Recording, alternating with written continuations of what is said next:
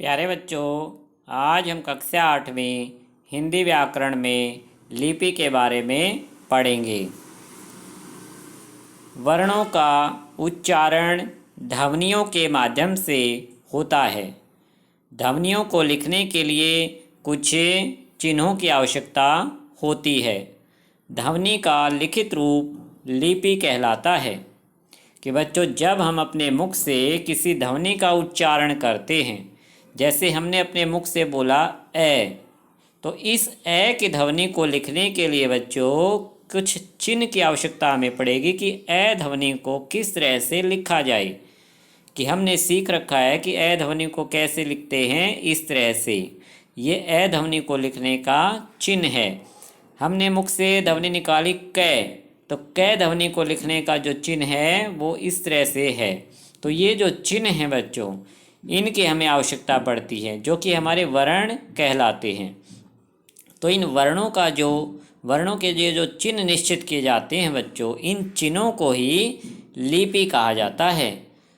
अतः हम कह सकते हैं, ध्वनियों को लिखित रूप में प्रकट करने के लिए निर्धारित चिन्हों की व्यवस्था को लिपि कहते हैं।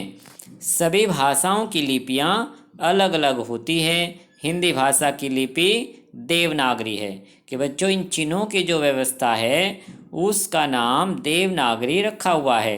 तो हिंदी भाषा देवनागरी लिपि में लिखी जाती है, जिसका विकास ब्राह्मी लिपि से हुआ है। कि शुरुआत में बच्चों जो लिपि के चिन्ह थे उसको ब्राह्मी लिपि नाम दिया गया था, जिसे बाएं से दाईं ओर लिखा जाता है।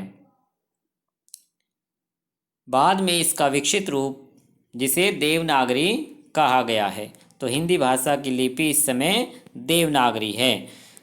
कुछ भाषाएं एवं लिपियां, इस टेबल को आपको लर्न करना है कि देवनागरी लिपि में कौन कौन सी भाषाएं लिखी जाती हैं। संस्कृत, मराठी, नेपाली, कोंकणी, कश्मीरी, संथाली, ये भाषाएं देवनागरी लिपि में लिखी जाती हैं।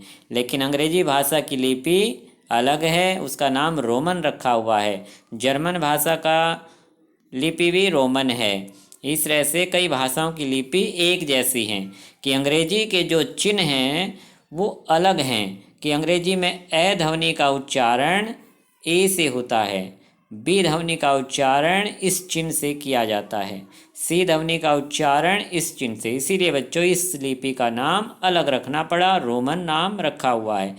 उर्दू भाषा की लिपि फारसी है, पंजाबी, गुरुमुखी, बंगाली, बांग्ला। इस तरह से आपको इस टेबल को आज अच्छे से लर्न करना है। इसके बाद बच्चों बोली भाषा का स्थानीय या क्षेत्रीय रूप होता है। कि छोटे क्षेत्र में बोली जाती है।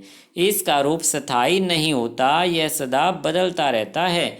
इसका प्रयोग अक्सर एक समूह के लोग अपने भाव विचारों के परस्पर आदान प्रदान के लिए करते हैं। कि बच्चों, छोटे से क्षेत्र में बोली जाने वाली जो भाषा है वो बोली कहलाती है। जैसे हरियाणा में लोग ज़्यादातर हरियाणवी प्रयोग करते हैं, इसलिए वो हरियाणवी एक बोली है। एक सीमित क्षेत्र हरियाणा में ही बोली जाती है। इसका प्रयोग राजकाज या साहित्य रचना में नहीं होता। कि राजकाज में जो ऑफिस के जो कार्य हैं बच्चों, वो बोली में नहीं किए जाते और न ही साहित्य की रचना होती। जैसे साहित्य जो लेखक हैं, कवि हैं, वो बोली में किसी भी पुस्तक को नहीं लिखते। लेकिन बच्चों कुछ साहित्यकार ऐसे हैं जिन्होंने बोलियों का प्रयोग कर लिया है।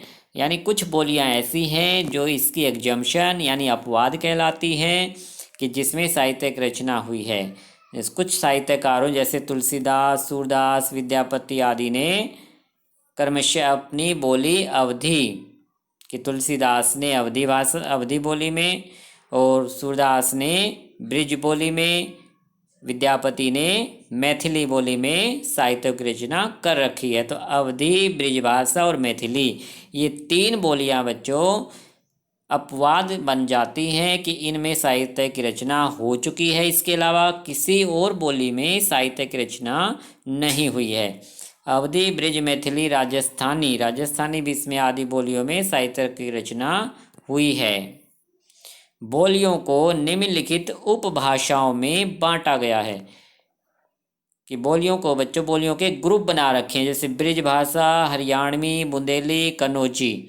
इन को पश्चिमी हिंदी की बोलियां कहा जाता है, क्योंकि ये अपने देश के पश्चिम क्षेत्र में बोली जाती हैं। तो आपको इनके नाम याद रखने की पश्चिमी हिंदी की कौन कौन सी बोलियां हैं। इसी तरह बच्चों पूर्वी हिंदी की अलग हैं बोलियां, अवधी, बघेली, छत्तीसगढ़ी आदि। पहाड़ी हिंदी जो पहाड़ी क्षेत्र में बोली जाती हैं बोलियां, गढ़वाली, कुमाऊनी आदि। मागधी वर्ग की बोलियां हैं मगही, भोजपुरी, अंगिका आदि। राजस्थानी भाषा की बोलियां हैं राजस्थान में जो बोली जाती हैं जयपुरी, मेवाती, मारवाड़ी, मालवी आदि। तो बच्चों आपको ये ग्रुप पे अच्छे से आज याद कर लेना है। नेक्स्ट टाइम हम पढ़ेंगे व्याकरण के बारे में कि व्याकरण क्या है। अच्छा बच्चों, धन्यवाद।